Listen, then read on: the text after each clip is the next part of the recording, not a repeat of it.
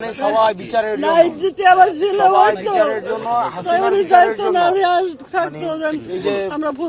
শহীদ পরিবারের যে আকুতি, শহীদ পরিবারের যে আকাঙ্ক্ষা, আমরা সেটাই হচ্ছে সরকারের কাছে বারবার হচ্ছে ব্যক্ত করছি যে এই শহীদ পরিবারের এই যে এখনের যে কান্না, এটা ক্রোধে পরিণত হবে খুব শীঘ্রই।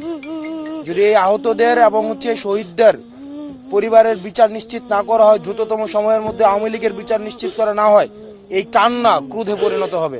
এবং এই সরকার আমরা দেখতে পাচ্ছি যে বিচার, এটা হচ্ছে খুবই, আমরা কোনো দৃশ্যমান বিচার প্রক্রিয়া এখনো পর্যন্ত দেখতে পাচ্ছি না, যেটা আমাদেরকে আশাহত করছে।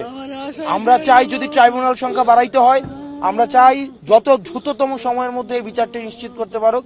কারণ সোহেলের মার কাছে আমরা সোহেলকে কোনোদিন ফিরাই দিতে পারবো না, এটা আমাদের সীমাবদ্ধতা। কিন্তু আমরা চাই আওয়ামী লীগের এবং যারা এই হত্যাকাণ্ডের সাথে জড়িত তাদের দৃশ্যমান বিচারের মধ্য দিয়ে অ্যাটলিস্ট এই সোহেলের আম্মাকে আমরা এতটুকু যে শান্তি দিতে, এতটুকু যে আন্টিকে নিশ্চয়তা দিতে যে আমরা অন্তত বিচারটা করতে পারছি।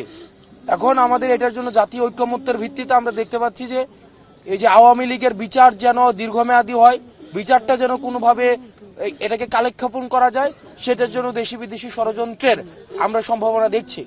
এই সরকারের কাছে আমাদের স্পষ্ট আহ্বান থাকছে, আপনারা ছাত্র জনতার রক্তের উপরে দাঁড়িয়ে আপনারা সরকার গঠন করেছেন এবং আপনাদেরকে মাথায় রাখতে হবে আপনারা একটা ইন্টারিম পিরিয়ডের গভর্নমেন্ট, আপনারা একটা জরুরি মুহূর্তে আপনারা ক্ষমতায় এসেছেন। আপনাদের বিচারটা যদি আপনারা নিশ্চিত করতে না পারেন, আওয়ামী লীগের বিচার যদি নিশ্চিত না করতে পারেন, আপনাদের পুরো প্রক্রিয়া প্রশ্নবিদ্ধ হবে। এটা শুধু সোহেলের মার কান্না না, আমাদের যে 2000-এর অধিক যারা শহীদ হয়েছে প্রত্যেকের পরিবারের কান্না, আহতদের কান্না। আপনি আজকে দেখেছেন যে আমরা 131টার উপরে লাশের এর থেকে আর করুণ কি হইতে পারে? পরিবার জানে না সন্তানের লাশ কোথায়। যে এর থেকে করুণ, এর থেকে নিদারুণ যন্ত্রণা আর কিছুই হইতে পারে না। তো এই সরকার দ্রুততম সময়ের মধ্যে বিচারটা নিশ্চিত করুক। আমরা এই সোহেলের মার এই যে প্রশ্ন, আমরা তো আসলে এই প্রশ্নের উত্তর আমরা কি দিব? এই যে ওনার ক্রোধের উত্তর আমরা কি দিব? ক্ষোভের উত্তর আমরা কি দিব? এই যে ওনার ক্ষোভ, আসলেই তো আমরা কি করতে পারছি?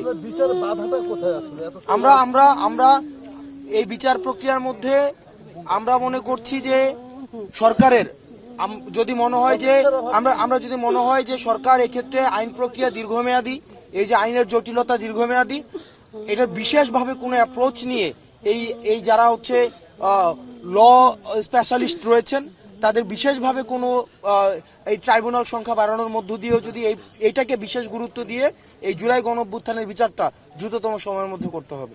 আর আমরা আসলে উনার যেই, এটা তো ভ্যালিড, ওনাদের কাছে আসলে আমরা কি উত্তর দেব? উনি তো বিচার পায় নাই, তো উনি ওনার সন্তানের লাশটা কই আছে যে উনি বছর শেষে একবার আসবে, ওইটাও তো আমরা দেখাইতে পারি না। এটা তো আমাদের ব্যর্থতা, উনি কই যাবে?